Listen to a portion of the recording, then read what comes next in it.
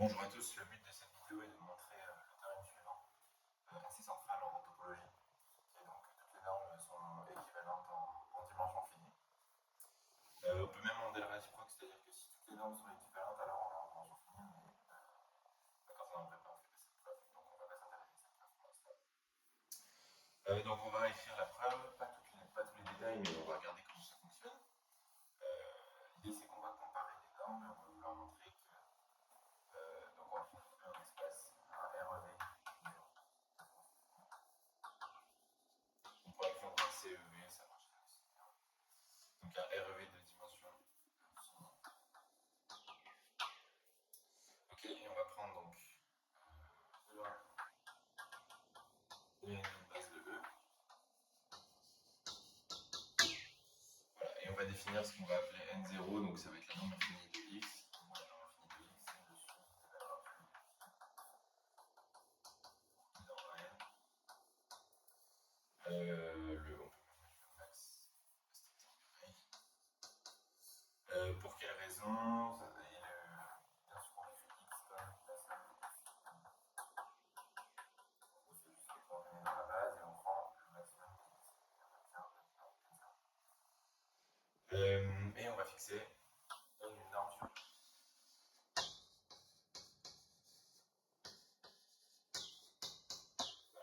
et donc le but c'est de montrer que N0 et N sont deux normes équivalentes.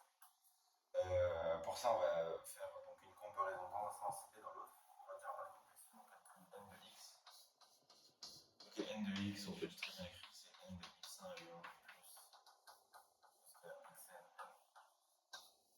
Ici on a une norme, par définition on a une norme, donc on peut utiliser l'inégalité triangulaire et l'homogénéité. Donc on obtient X1 N de 1 plus C jusqu'à R plus Xn N de UN. Maintenant, chaque X et ici, donc en gros on a N0 de X, facteur de N de E1 plus etc. jusqu'à N de EN.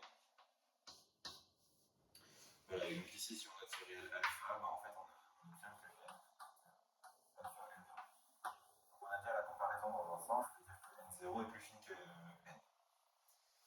Donc ça veut strictement dire que N0 est plus fine que N.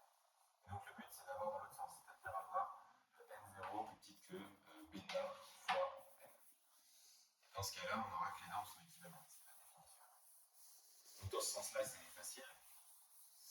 Maintenant, l'autre sens est un peu plus technique. Pour ça, on va déjà essayer de montrer que cet ensemble-là, qui est la sphère unité pour N0, qu'on va appeler N0, S ensemble de X dans E, N0 de X égale 1. Ok, on va essayer de montrer que ça, c'est compact. Ça, c'est compact. On va essayer de le montrer. Alors, il y a une méthode assez simple pour montrer que ce truc-là est compact.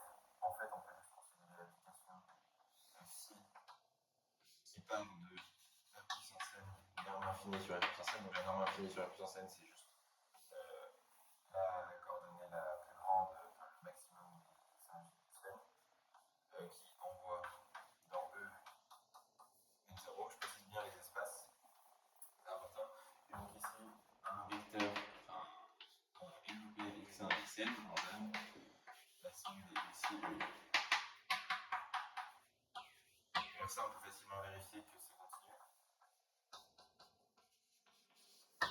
C'est continu, assez simple à vérifier parce que globalement c'est isométrique, enfin, on peut même dire juste l'epsilon. La norme infinie ici, bon, de phi de x en N0 de phi de x, c'est égal à la norme infinie de x. Donc ça marche. Voilà. Donc cette application-là est continue. Et donc l'image d'un compact par une application continue, c'est un compact. Et c'est là où on va regarder comment ça marche. C'est-à-dire qu'on va se dire, voilà, on regarde la sphère infinie de Rn. La sphère infinie de Rn, c'est l'ensemble dans Rn de la norme infinie.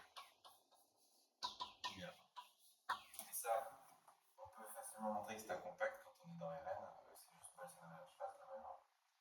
Enfin, on applique Poisson over Schwarz sur la première coordonnée, sur la seconde, etc. Et une fois on a un nombre de coordonnées finies, ça se fait bien. Donc ça veut dire que l'image de S infini par phi est un compact. Ça c'est compact. Et là, si on regarde phi de S infini, phi de S infini, c'est l'ensemble des trucs de cette forme-là.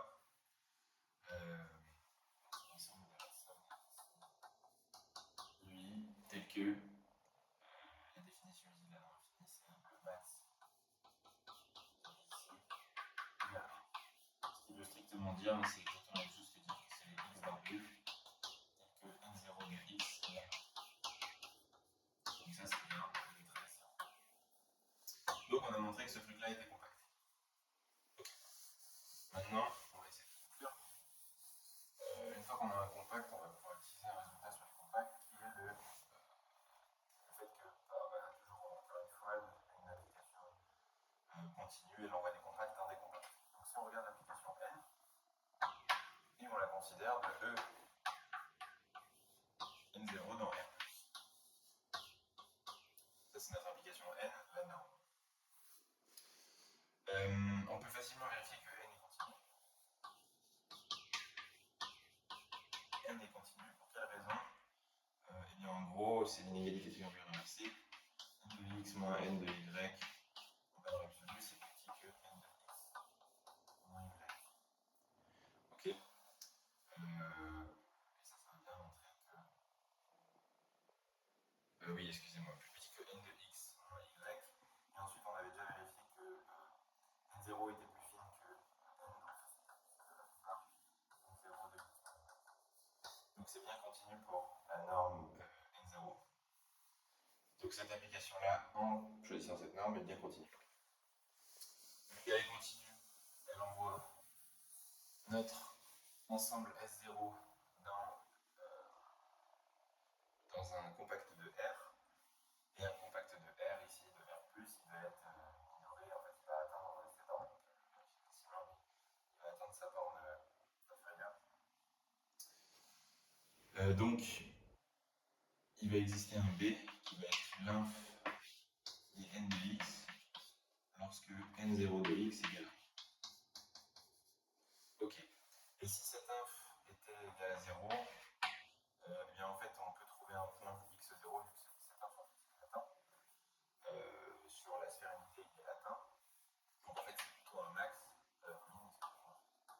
min de N de x lorsque N0 de x égale 1.